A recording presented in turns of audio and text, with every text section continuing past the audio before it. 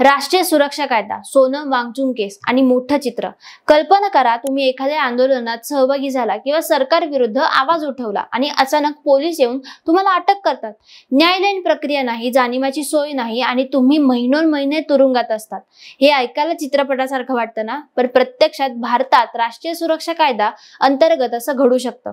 नमस्कार मंडळी, मी कृतिका आणि तुम्ही बघत आहात ट्रेंडी गप्पा. आज आपण बोलणार आहोत नॅशनल सिक्युरिटी ऍक्ट NSA म्हणजे नेमकं काय, त्याचा इतिहास, त्यातील मुख्य तरतुदी, सरकारचा त्याचा कसा वापर करते, त्यात मानवी हक्कांचं उल्लंघन होतं का आणि सध्या सोनम वांगचुक यांच्यावर NSA लागू झाल्यानं या चर्चेला नवा वेग आलेला आहे.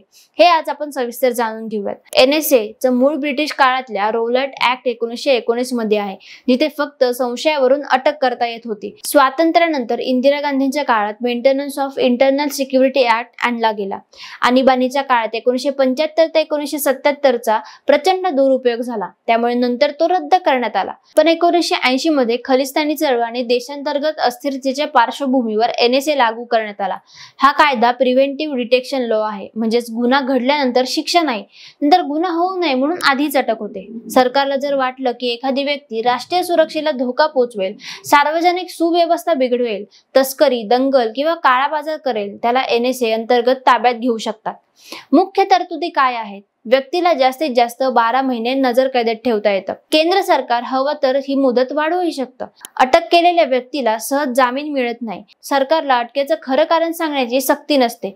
गोपनीयतेचा प्रश्न असं सांगून माहिती दडपली जाऊ शकते. ऍडव्हायझरी बोर्ड, सर्वोच्च उच्च न्यायालयाचे न्यायाधीश असलेलं मंडळ काही योग्य आहे का ते तपासले जाते. 1980 पासून आतापर्यंत हा कायदा पंजाब मधील दहशतवाद रोखण्यासाठी, बाबरी मशीद प्रकरणाच्या दंगलीत, तसेच UP, MP, दिल्ली, आसाम, मणिपूर अशा राज्यांमध्ये धार्मिक हिंसा, गायींची तस्करी, काळा बाजार यावर नियंत्रण ठेवण्यासाठी वापरला गेला. अलीकडे 2019 ते 2023 आंदोलक, पत्रकार, सोशल ऍक्टिव्हिटीज यांच्यावर NSA लावण्याच्या घटना घडल्या आहेत.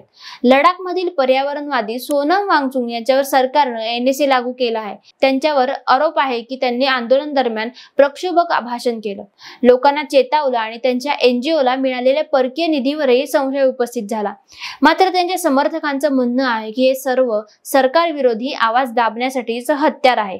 त्यामुळे पुन्हा NSAच्या दुरुपयोगाबाबत चर्चा सुरू झाली आहे. मानवी हक्कांचं उल्लंघन म्हणजेच न्यायालयीन प्रक्रियेशिवाय व्यक्तीला वर्षभर तुरुंगात ठेवणं हे मूलभूत हक्कांचा विरोध आहे.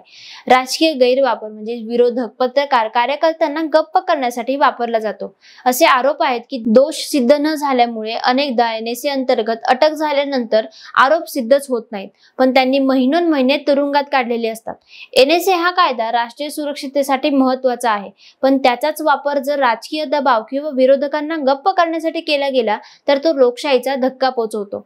सुरक्षा आणि स्वातंत्र्य यामध्ये संतुलन राखणं हीच खरी कसोटी आहे. तर मित्रांनो, तुमच्या मते NSA खरंच देशाचं संरक्षण करतं का, की सरकारच्या हातातलं दडपशाहीचं साधन झालंय? तुमचं मत कमेंटमध्ये नक्की लिहा आणि अशाच महत्त्वाच्या कायदेशीर व घडामोडींची माहिती हवी असेल तर ट्रेंडी गप्पाला फॉलो करा.